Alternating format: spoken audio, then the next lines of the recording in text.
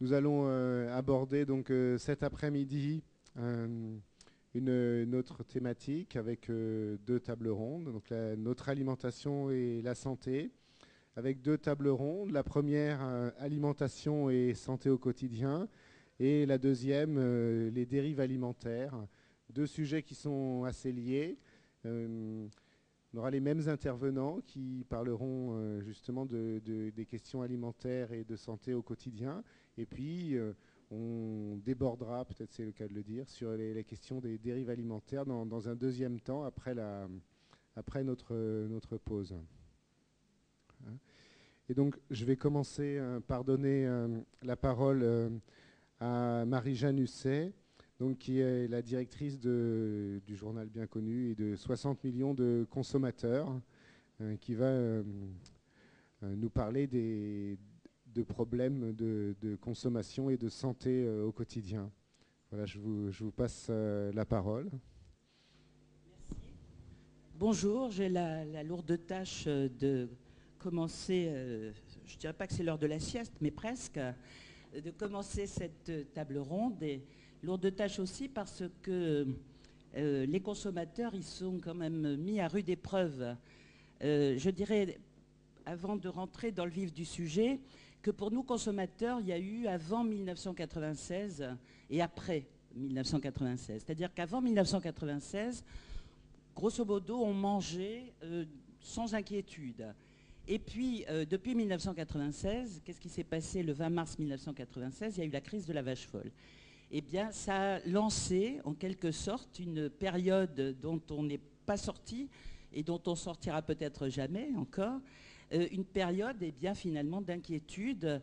La fin du siècle dernier, donc les années 90, eh bien, nos préoccupations étaient surtout tournées sur ce qu'on appelle la sécurité sanitaire des aliments, avec les crises successives, en commençant par celle de la vache folle, mais il y en a eu bien d'autres. Et puis, depuis le début, à cette période-là, bien que les préoccupations de sécurité sanitaire des aliments ne soient pas évaporées, eh bien, ont succédé des préoccupations d'aujourd'hui qui ont trait plutôt à la nutrition, c'est-à-dire aux préoccupations nutritionnelles. Et pour nous, les consommateurs, la qualité alimentaire, finalement. On parlait ce matin, et j'en profite pour préciser qu'est-ce que c'est que la qualité alimentaire. Eh bien, la qualité alimentaire, c'est un ensemble de qualités qui sont d'une part la qualité de sécurité alimentaire, la qualité sécurité, la qualité nutritionnelle, la qualité gustative. On va de plus en plus maintenant entrer dans une période où on va parler de la qualité environnementale, peut-être aussi de la qualité sociale et économique, commerce équitable, etc. Et puis le prix, parce que nous, quand on parle, nous, consommateurs, eh bien, on doit parler du prix, parce que c'est extrêmement important. Le boulot du consommateur, notre boulot à nous, consommateurs, c'est de regarder le rapport qualité-prix. Voilà. Et le rapport qualité-prix, le prix, c'est le prix, mais c'est dans le mot qualité. C'est le mot qualité qui évolue. Avant, la qualité, c'était relativement simplé. Qualité d'une machine à laver, d'un produit, etc. C'était simple. Ça avait trait aux performances techniques. Puis de plus en plus, en tout cas dans nos pays riches, industrialisés, eh bien, c'est cette notion de qualité qui va évoluer. Je crois qu'il ne faut quand même pas se culpabiliser, parce qu'il faut prendre conscience. Il y a un mot que je n'aime pas. Il faut prendre conscience de son pouvoir de consommateur. Parce qu'après tout, nous sommes, et ça d'une manière générale, et pas seulement dans l'alimentation, nous sommes finalement dans l'économie de marché généralisée. Plus personne ne conteste l'économie de marché. Eh bien, dans une économie de marché, le dernier mot revient au consommateur. Et c'est un pouvoir énorme, parce qu'on a le pouvoir de dire non, ce qui est un pouvoir gigantesque. Mais il faut qu'on en ait conscience et qu'on l'utilise. Par ailleurs, il y a un mot que je n'aime pas, c'est éduquer le consommateur. Nous, consommateurs, les fabricants, les pouvoirs publics, ils ne sont pas là pour nous éduquer. Qu'on éduque à la consommation, effectivement, les enfants. Ça, je comprends, mais que cette éducation nutritionnelle ne soit surtout pas faite par les industriels. Moi, j'ai rien contre les industriels, mais chacun son boulot. L'éducation nutritionnelle, elle doit être faite éventuellement à l'école, par les médecins, par les parents, mais pas par les industriels, par les éducateurs d'une manière générale. Mais les adultes, on n'a pas à les éduquer. Je dirais que peut-être dans l'Union soviétique de jadis, on éduquait les citoyens. Que les industriels nous vendent des bons produits à des prix abordables et qu'ils nous informent correctement. Voilà ce dont on a besoin. Alors, pour parler du rôle de chacun, c'est vrai que un journal comme celui que je dirige, 60 millions de consommateurs, j'en profite pour dire que nous ne sommes pas une association de consommateurs. Nous représentons d'ailleurs toutes les associations de consommateurs. C'est pour ça qu'on s'appelle modestement 60 millions de consommateurs. 60 millions de consommateurs, c'est le journal de l'Institut national de la consommation, c'est-à-dire c'est une entreprise publique, et 60 millions de consommateurs est un journal de service public. Donc, il y a une information que donne d'ailleurs aussi son concurrent et néanmoins ami Que Choisir, qui lui est un journal d'une association, l'Union fédérale des consommateurs, et qui est la plus grosse association. Alors, il y a le travail que nous faisons, mais il y a le travail que font aussi les médecins, mais même les médecins, excusez-moi Arnaud, j'ai beaucoup d'amitié pour vous, mais il y a beaucoup de vos collègues qui nous induisent en erreur sans arrêt. Il y a tout ce marketing, évidemment, qui est un marketing à la fois qu'on trouve chez les industriels, mais pas uniquement, hein, qu'on va peut-être trouver aussi chez les médecins nutritionnistes, quand on parle des régimes, c'est vrai que ça fait quand même beaucoup de sous, tout ça. Hein, et donc, il faut que nous résistions, voilà. Comment il faut s'informer, il faut vouloir s'informer, il faut retrouver le plaisir de manger et bien aussi éduquer. Alors là, c'est notre boulot de parents d'éduquer nos enfants, retrouver le plaisir aussi de faire à manger, hein, d'aller au marché. On n'a pas besoin, souvent ça coûte bien moins cher que d'acheter des produits industrialisés. Mais quand on en achète, il ne faut pas non plus culpabiliser, c'est qu'on peut pas, on ne va pas retourner en arrière. Et je parle spécialement nous les femmes, hein, vous n'allez pas nous mettre à nouveau toute la journée en cuisine ou derrière pour laver le linge, il ne faut pas rêver. Donc, il va y avoir, on a fait disparaître de la même manière tout le petit commerce et on va faire nos courses dans les grandes surfaces. Donc, il va falloir faire avec, mais faire avec toute l'information. Et l'information, il faut rester vigilant parce qu'il peut y avoir aussi de la désinformation bien intentionnée. Et je dirais que même dans le domaine du sport, vous voyez, moi je veux quand même apporter un tout petit bémol à ce que j'entends. Quand on n'est pas sportif, que ça nous bassine, c'est mon cas, hein, eh bien, moi, il n'y a rien de pire que de se créer des obligations comme ça qu'on ne va pas suivre dans la durée. Alors, si ça fait plaisir, on va le faire, mais avoir de l'activité, ce n'est pas forcément faire du sport. Avoir une activité physique, ça peut être ne plus prendre l'ascenseur et monter à pied, c'est marcher, et retrouver le plaisir de marcher, pas prendre sa voiture sans arrêt, c'est de faire du vélo. Donc, voilà, c'est tout ça, c'est retrouver des sensations, mais qui nous donnent aussi du plaisir. Parce que les obligations qu'on va se créer, on ne va pas se les créer longtemps.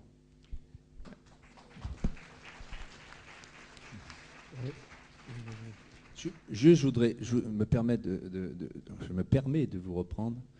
Vous venez dire une chose qui me gêne un petit peu. Il faut faire avec.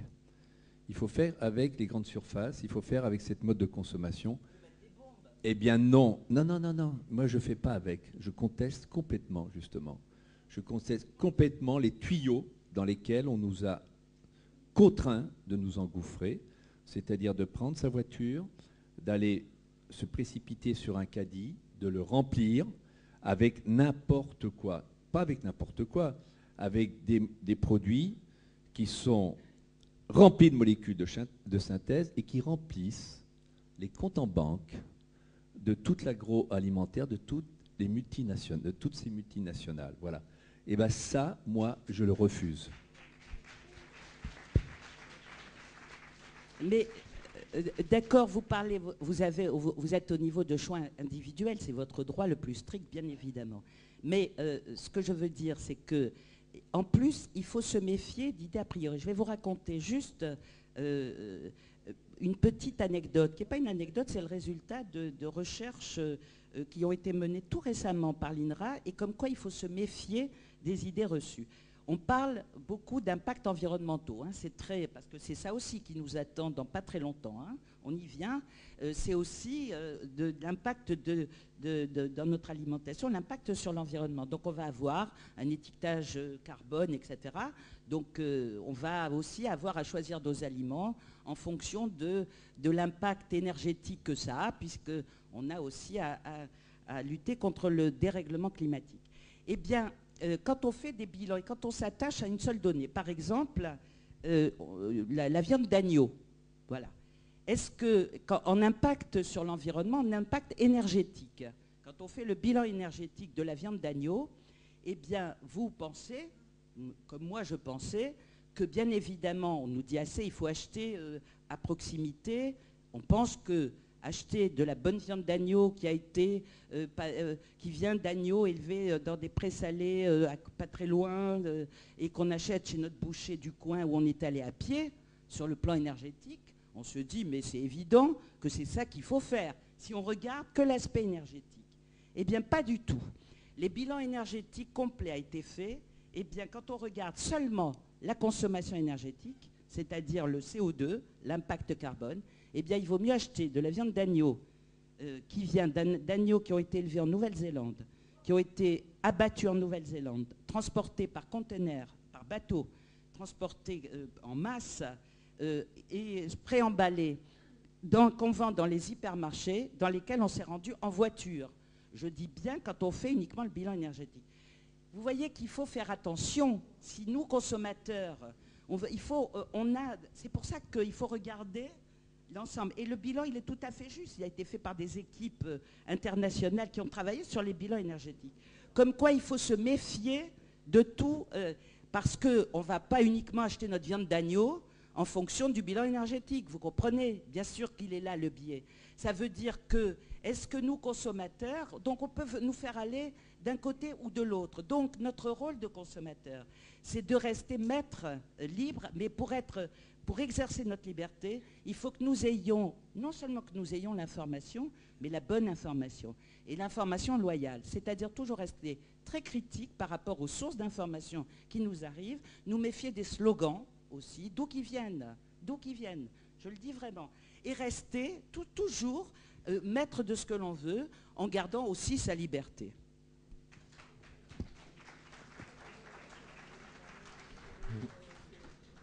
Bon, la viande d'agneau, je ne suis pas sûr que ça soit le meilleur exemple. Hein. Moi, j'aurais peut-être des doutes. Peut-être qu'avec des agneaux nourris et avec que des céréales, bon, enfin... Non mais c'est le genre d'études très controversées. J'aimerais comprendre. Moi, je suis désolé parce que j'ai vécu avec des bergers pendant 1 an. Mais j'aimerais m'expliquer le bilan carbone d'un agneau des Alpes, là, à côté, hein, c'est pas loin. Comparer le bilan carbone entre cet agneau et l'agneau qui vient de Nouvelle-Zélande. Là, je ne comprends pas. Là, attendez, concrètement, et il n'y a pas besoin de faire des études. On est quand même tous des gens à peu près normaux, qui sont capables de savoir où se situe la Nouvelle-Zélande, ce qu'il faut faire pour faire venir un agneau ou des tonnes d'agneaux de Nouvelle-Zélande, et puis faire venir de l'agneau des Alpes qui sont à 1 heure de route d'ici, des Alpes du Sud. Là, je ne comprends pas le bilan carbone. Je ne vois pas. Je vois pas. J'aimerais qu'on m'explique.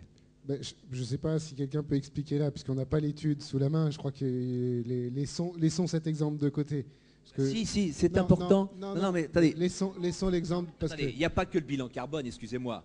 Il y a ce qui. Oui, justement, ce que vous voulez dire. Je crois que ce que vous voulez dire. Il faut parler de. Non seulement ça induit, paraît-il, le bilan carbone, mais c'est une agriculture de proximité. C'est consommer de proximité. Là, vous êtes en train de remettre. Mais c'est grave. Vous êtes en train de remettre en cause l'agriculture de proximité. Mais non, pas du tout. Je ne remets rien du tout en cause.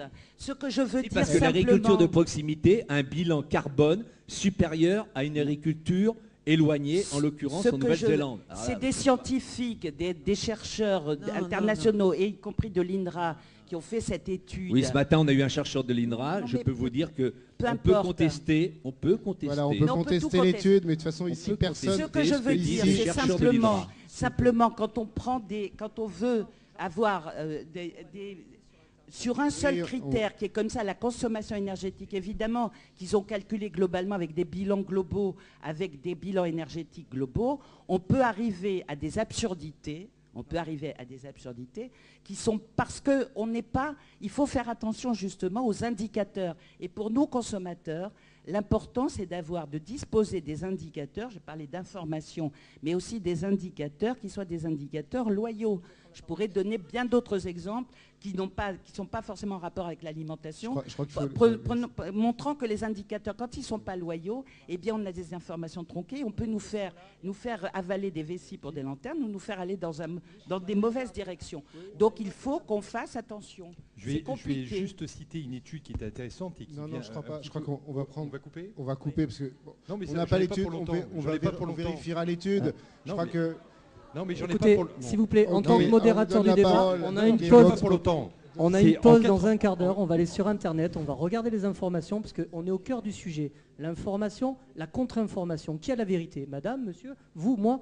Donc, on va laisser se poursuivre le débat. Dans un quart d'heure, on a une pause, on reprend à 17h. Donc, on aura plus d'informations là-dessus. Ce qui est bien, c'est de laisser d'autres questions, parce que là, on ne va pas avoir une réponse. Donc, je vais donner la parole à monsieur Francis Rocard et nous reviendrons là-dessus. Je voulais juste citer mon étude. En 98, il y a eu un sondage qui a été fait, qui a été publié dans une revue américaine et qui demandait à des consommateurs européens est-ce qu'il fallait interdire le dihydrogène monoxyde parce que ça fait partie des pluies acides, c'est responsable de la pollution des nappes phréatiques, etc. 78% ils ont dit oui, il faut l'interdire, etc.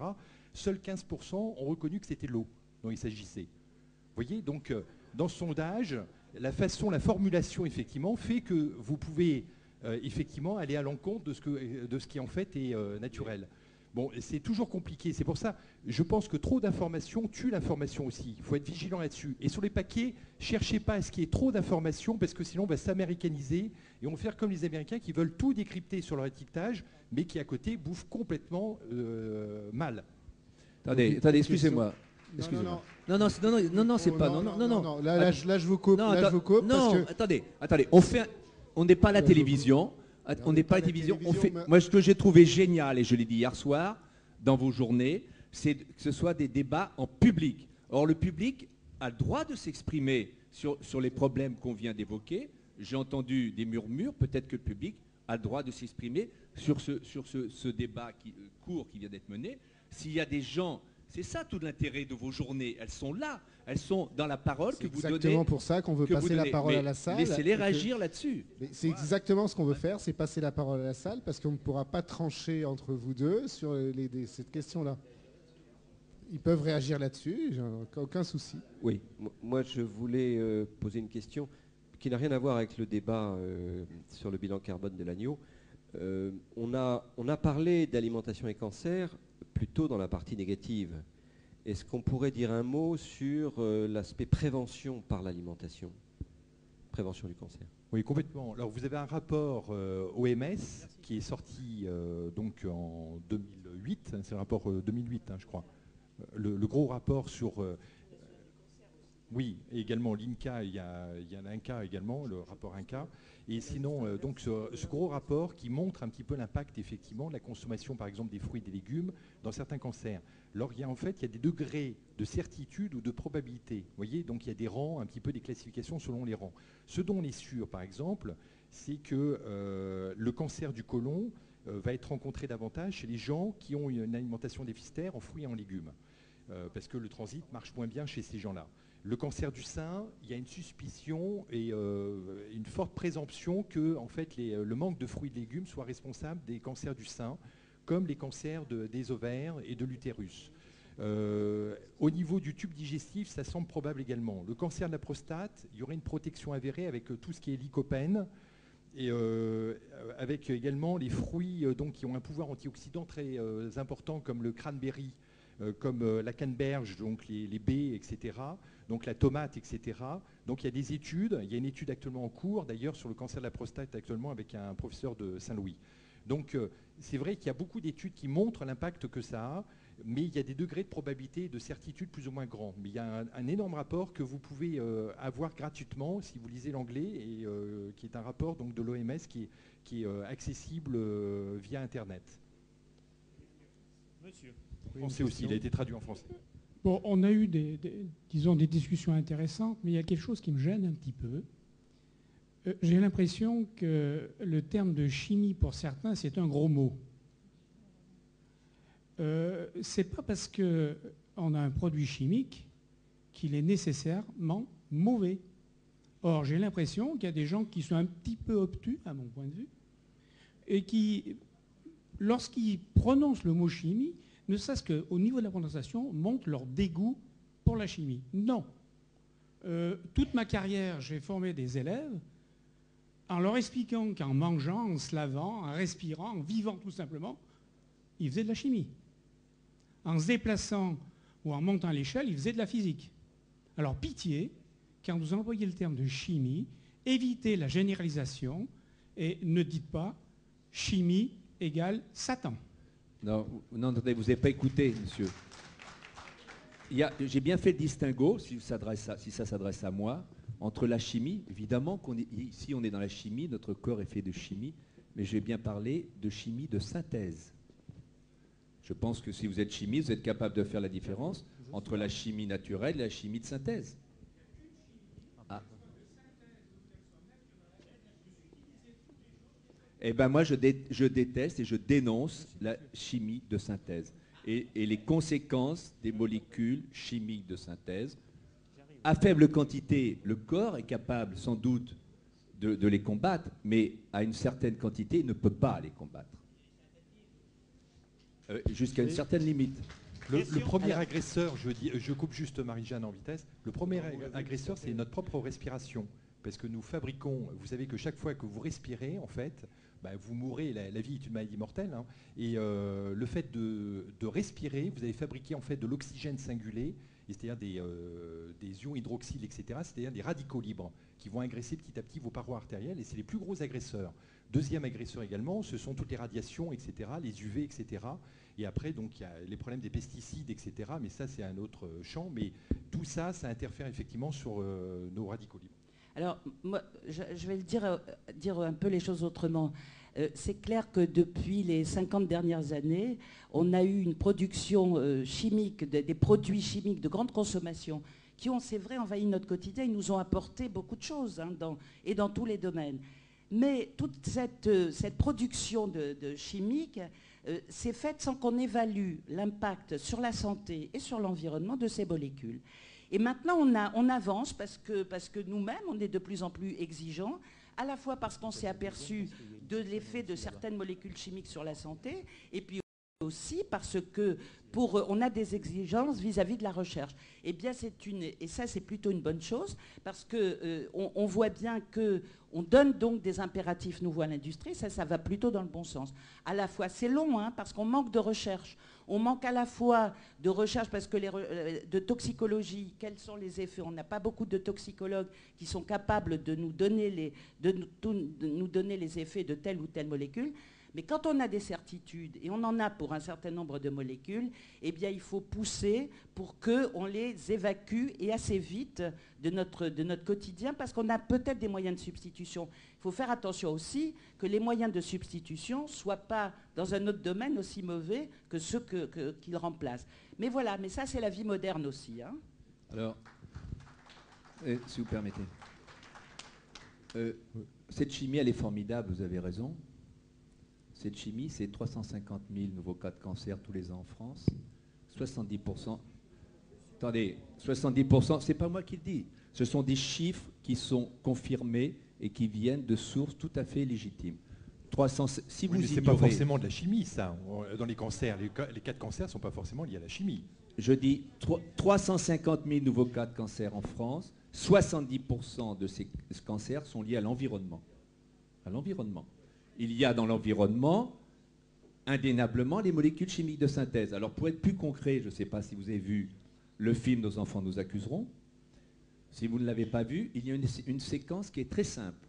Il y a un viticulteur qui donne un coup de fourche dans un champ, dans une vigne qu'on appelle conventionnelle, pour ne pas dire chimique, et dans une vigne bio. Et le coup de fourche qu'il donne dans la vigne bio, il y a des vers de terre. Ce matin, il y a justement, tiens, quelqu'un de l'INRA qui a dit une parole sensée dans tout ce qu'il a dit. Il y en a au moins une. C'est qu'on devrait... on devrait récompenser et donner de l'argent au nombre de vers de terre qu'il y a dans une terre agricole. Eh bien, ce viticulteur a donné un coup de fourche dans le sol de la vigne bio. Il y avait des vers de terre, il y avait la vie, c'était un sol grumeleux. Jean-Paul, je crois que le but, c'est quand même de faire... Oui, mais ça a été dit ce matin, donc je crois qu'on veut passer la parole à la salle. Je finis. Et il a donné un coup de fourche dans la vigne bio, et il n'y avait pas de vers de terre, le sol n'était pas grumeleux, le sol était tassé, c'était la mort. Et oui, c'est la réalité, il n'y avait pas de vie. Et c'est ça la réalité. Et ce sol, comment cette vigne a été cultivée? Essentiellement avec des molécules chimiques de synthèse. Voilà. Jean-Paul, comme tu le disais, l'objectif, c'est aussi que les gens puissent s'exprimer. D'accord? Madame, je vous en prie. Alors moi, j'ai une question totalement basique à côté de ça, relative aux boissons. Alors je pense à ce que j'ai dans mon frigo. J'ai de l'eau, là ça va. J'ai du vin, malheureusement pas toujours bio. J'ai de la bière. Et puis alors, j'ai des jus de fruits.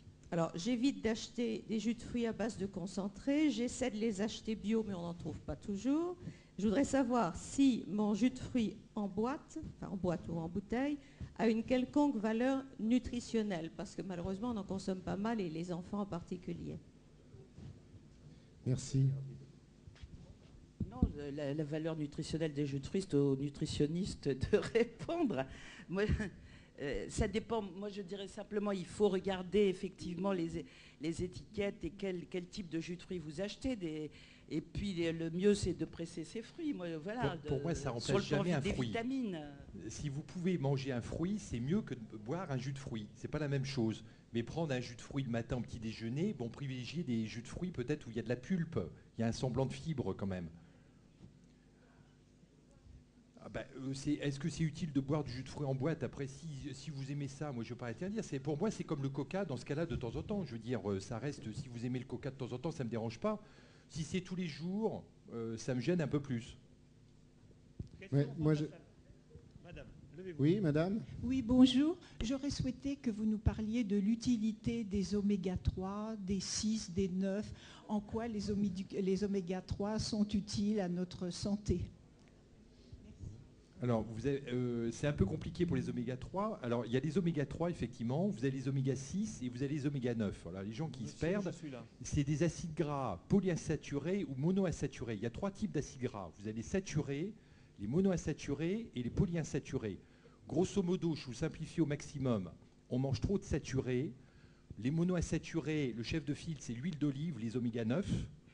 On en consomme, à mon avis, beaucoup trop, parce que le régime méditerranéen s'est aspergé à l'huile d'olive sous prétexte que c'est bon.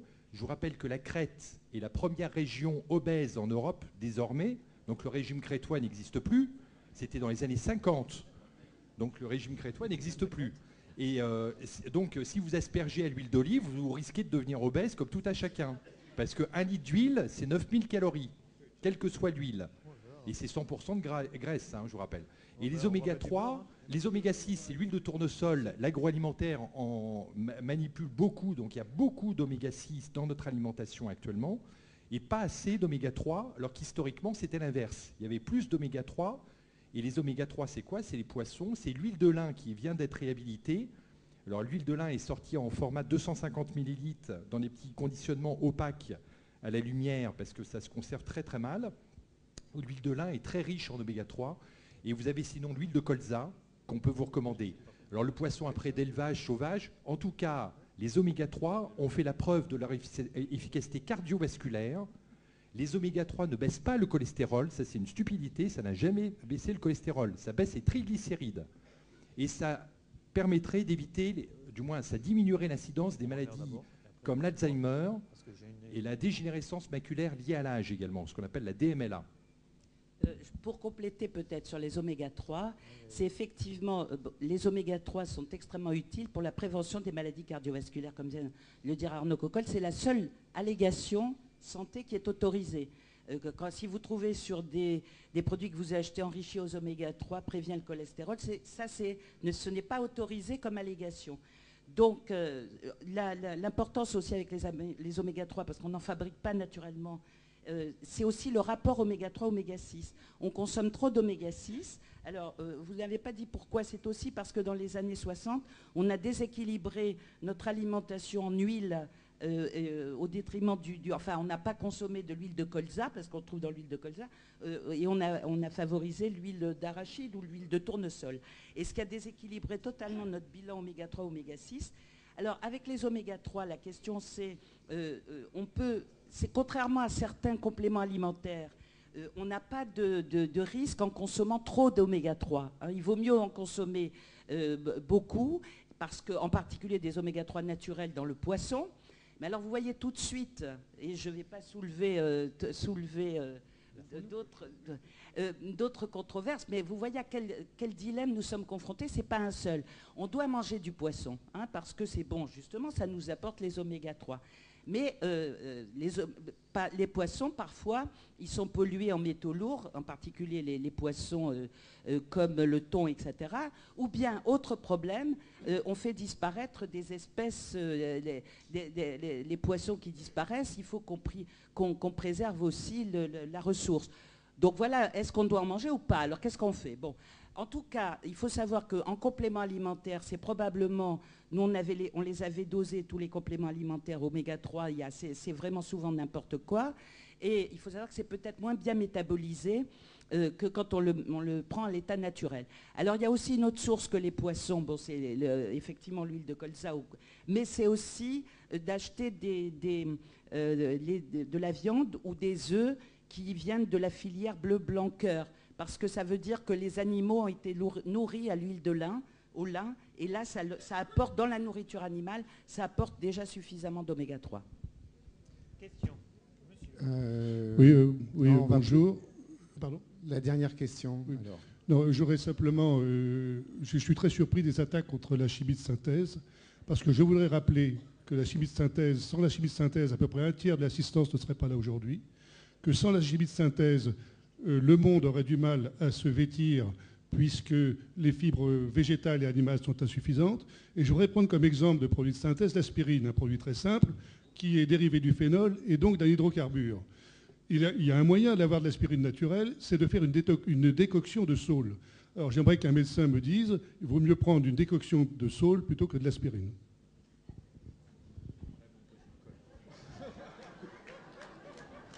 Ah ouais. Moi, je peux... Je ne vais pas vous répondre parce que j'en sais strictement rien, mais l'aspirine est un excellent médicament. C'est l'un des médicaments les plus prodigieux qui ait jamais existé.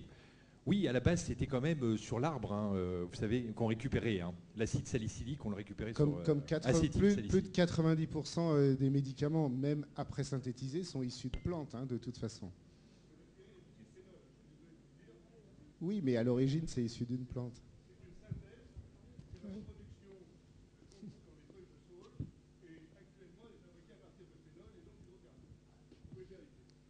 Non, mais on ne conteste pas, Attendez, pas ça. Monsieur, il faudrait faire... Non, on ne va pas revenir sur non, mais si, parce que je crois que le débat, il est sur les mots, je veux dire sur la chimie. Non, mais ça veut dire... Est-ce que je pourrais quand même, peut-être, apparemment, vous n'avez pas compris clairement ma position. Je ne suis pas contre, effectivement, si je suis encore en vie aujourd'hui, c'est grâce à la chimie de synthèse. Non, mais attendez. Non, mais si j'ai eu cette maladie, c'est à cause de la chimie de synthèse. Si, mais tout ça est une question de dosage et vous êtes bien d'accord? Voilà ce que je veux dire. Et qu'aujourd'hui, malheureusement, on n'a plus le choix de doser. On nous donne obligatoirement, on irrigue toute notre agriculture et tous nos aliments de produits chimiques de synthèse. Il est évident que refuser la chimie de synthèse, c'est refuser la science. Je ne la refuse pas. Mais c'est une question de dosage, de cohérence et de bon sens. Voilà ce que je voulais dire. Voilà. Que ce soit bien clair entre nous. Exactement. Mais moi, je voulais poser une question d'abord. Voilà. On va faire une petite pause. Et moi, je voulais poser une question quand même. Parce que, voilà, à Madame Husset, c'était par rapport au rôle des acteurs. Et je me demandais, parce qu'il y a quand même un débat sous-jacent au poids des lobbies agroalimentaires, c'est en tant que représentante des consommateurs, qu'est-ce que vous pensez de la possibilité d'avoir des actions de groupe juridiques en France qui permettrait peut-être de faire changer le rapport de force entre des industriels qui nous proposent des produits parfois un peu toxiques. Est-ce qu'il n'y a pas une question de fond qui serait importante à mettre sur la table? Alors, sur la class action, ça c'est vraiment ce qui manque un peu dans la panoplie juridique de défense concernant la défense des consommateurs. Bon, moi je vais vous dire très clairement ma position. Effectivement, ça manque, la class action, cette possibilité d'avoir un recours collectif. Il y a des possibilités déjà de recours collectif en France, mais il faut que chaque consommateur qui les ait ce recours individuel. Alors que la différence avec la class action, c'est compliqué, mais pour simplifier, c'est que là, les consommateurs peuvent se regrouper pour attaquer tel ou tel opérateur qui les aurait lésés. Parce qu'il y a des tas de petits, apparemment des litiges qui concernent, par exemple, tous les problèmes qu'on peut avoir avec les fournisseurs d'accès Internet, avec les opérateurs de téléphonie mobile, pour prendre bien d'autres domaines. Donc la class action, c'est nécessaire pour compléter la panoplie. Ça viendra, hein, ça va venir par l'Europe, on nous le promet, on l'attend depuis plus de 20 ans en France. C'est dans un discours de bonne année de Chirac qu'il avait annoncé, et puis ça ne se fait toujours pas. Mais ça viendra parce que ça va être adopté au niveau communautaire, au niveau européen. Mais ce n'est pas la panacée, hein. C'est typiquement américain, voilà.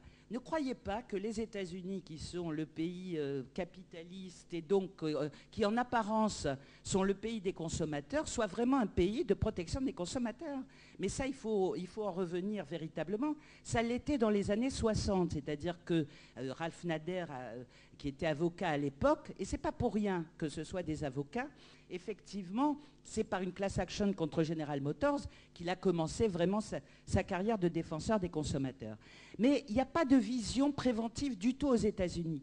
La preuve, c'est que regardez la crise, et je dirais que même les associations de consommateurs américaines sont extrêmement, je les trouve maigrichonnes. Elles n'ont pas fait leur boulot, par exemple, de prévention dans la crise. Elles ont laissé les subprimes, elles ont laissé les consommateurs surendettés au lieu de faire un travail vraiment de protection des consommateurs. Donc, la protection des consommateurs aux États-Unis est beaucoup moins, je dirais, avancée qu'en Europe et qu'en particulier qu'en France. Donc il ne faut pas croire que la class action, c'est la panacée. C'est typiquement américain, c'est-à-dire qu'on laisse filer, on laisse faire, et puis quand il y a un problème, on sort le pétard et on tire. Voilà, ça c'est la class action, on va au tribunal. Alors il faut le faire parce que quand on ne peut pas faire autrement, il faut arriver à ça, mais c'est beaucoup mieux d'avoir aussi une vision préventive et informative. Je vous donne un exemple pour l'information des consommateurs dans le domaine alimentaire. Écoutez, aux États-Unis, par exemple, vous n'avez toujours pas l'affichage du prix au litre et au kilo. Mais ça, ils s'en foutent complètement. Alors que, comme type d'information, pour pouvoir comparer les prix, c'est important de pouvoir comparer les prix quand même, hein, eh bien, surtout avec des formats qui sont différents, c'est important d'avoir le prix au litre et au kilo. Ben ça, vous ne l'avez pas du tout. Vous n'avez pas l'affichage du prix TTC aux États-Unis. Et donc, d'un État à l'autre, vous ne pouvez pas comparer les prix. Enfin bref, il y a plein de domaines pour lesquels ce n'est pas parce que les Américains ont la class action qu'ils sont plus protecteurs des consommateurs. C'est ça que je voudrais. Voilà. Bon, on retrouvera tout le monde tout à l'heure, donc on va faire une pause. Moi, je ne suis pas d'accord avec Madame Husset, parce que je pense que la question, ce n'est pas le modèle américain, c'est de savoir si on peut faire une action de groupe à l'européenne. Oui, mais est-ce qu'elle va être dénaturée? De quelle forme elle va avoir? Est-ce qu'elle va permettre de changer le rapport de force entre les consommateurs et l'industrie agroalimentaire? On verra, voilà. On se retrouve dans une petite demi-heure pour continuer. Merci beaucoup.